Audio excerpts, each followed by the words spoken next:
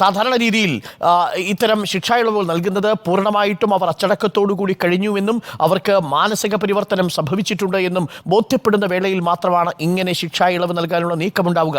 എന്നാൽ ഈ പ്രതികൾ തുടർച്ചയായി ജയിലിൽ അച്ചടക്കം ലംഘിച്ചു എന്നതിൻ്റെ തെളിവുകളും വാർത്തകളും പുറത്തുവരുന്ന പശ്ചാത്തലത്തിൽ കൂടിയാണ് ടി.പി. ചന്ദ്രശേഖരന്റെ വധക്കേസിലെ പ്രതികൾക്ക് ഇളവ് നൽകാനുള്ള നീക്കം വിവാദമാകുന്നത്. റോഷിപാലും ടി.വി. പ്രസാദും നമുക്കൊപ്പം ചേരുന്നു. റോഷിപാലിലേക്ക് ഒരിക്കൽ കൂടി നമ്മൾ പോകുന്നു. റോഷിപാൽ, ഈ ഒരു തരത്തിലുള്ള അച്ചടക്കവും പാലിക്കാതിരുന്ന പ്രതികളാണ് ടി.പി. ചന്ദ്രശേഖരൻ കേസിലെ പ്രതികൾ എന്നുള്ളതാണ് പ്രധാനപ്പെട്ട കാര്യം.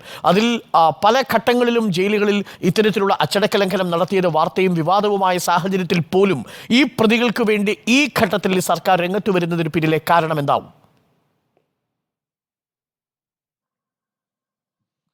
നേരത്തെ തന്നെ ടി.പി. ചന്ദ്രശേഖരൻ കേസിലെ പ്രതികൾക്ക് ശിക്ഷാ ഇളവ് നൽകാനുള്ള നീക്കം സംസ്ഥാന സർക്കാർ നടത്തിയിരുന്നു. അത് വിവാദമായതിന് പിന്നാലെ മരവിപ്പിക്കുകയായിരുന്നു.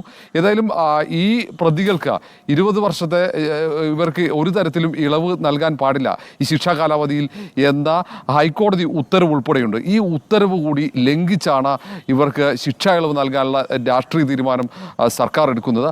അതിൻ്റെ ഭാഗമായി തന്നെയാണ് സൂപ്രണ്ട് ഈ പ്രാഥമികമായി പോലീസ് നടത്തി സമർപ്പിക്കേണ്ട അന്വേഷണ റിപ്പോർട്ടിന് വേണ്ടി സിറ്റി പോലീസ് കമ്മീഷണർ കത്തും അയച്ചത്. ഇതിൽ ഏറ്റവും പ്രധാനപ്പെട്ട കാര്യം നേരത്തെ ചൂണ്ടിക്കാണിച്ചതുപോലെ പലതവണ ജയിലിനകത്ത് പ്രശ്നങ്ങൾ ഉണ്ടാക്കുന്നവരാണ് ടി.പി. ചന്ദ്രശേഖരൻ കേസ് പ്രതികൾ. അത് കൊടിസുനു ഉൾപ്പെടെ ടി.കെ. രജീഷ് അടക്കം കിർമാണി മനോജ് അടക്കമുള്ള മുഹമ്മദ് ഷാഫി അടക്കമുള്ള എല്ലാ പ്രതികളും ഈ കൃത്യത്തിൽ നേരിട്ട് പങ്കെടുത്ത മുഴുവൻ പ്രതികളും നിരന്തരം അത് ജയിൽ ഉദ്യോഗസ്ഥന്മാരെ മർദ്ദിക്കുന്നത്, ജയിലിനകത്ത് മൊബൈൽ ഫോൺ ഉപയോഗിക്കുന്നത്, ആ തരത്തിൽ ജയിലിൻ്റെ എല്ലാ ചട്ടങ്ങൾക്ക് വിരുദ്ധമായി അവിടെ മുഴുവൻ കുഴപ്പങ്ങൾ ഉണ്ടാക്കുന്നതാണ്. നമുക്ക് നമ്മുടെ SIT തലവനും ബ്യൂറോ ചീഫുമായ ടി.വി. പ്രസാദ് തന്നെ ഈ ടി.പി. ചന്ദ്രശേഖരൻ കേസിലെ പ്രതികൾ ജയിലിനകത്ത് മൊബൈൽ ഫോൺ ഉപയോഗിച്ചതിൻ്റെ തെളിവുകൾ പുറത്തുവിട്ടിരുന്നു.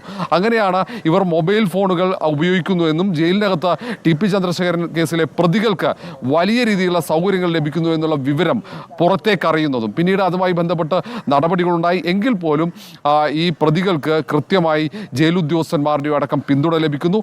ജയിലുദ്യോഗസ്ഥന്മാരെ മർദ്ദിച്ചാൽ പോലും അവർക്ക് പിന്തുണ. കാരണം രാഷ്ട്രീയ ഇടപെടലുണ്ട്, രാഷ്ട്രീയ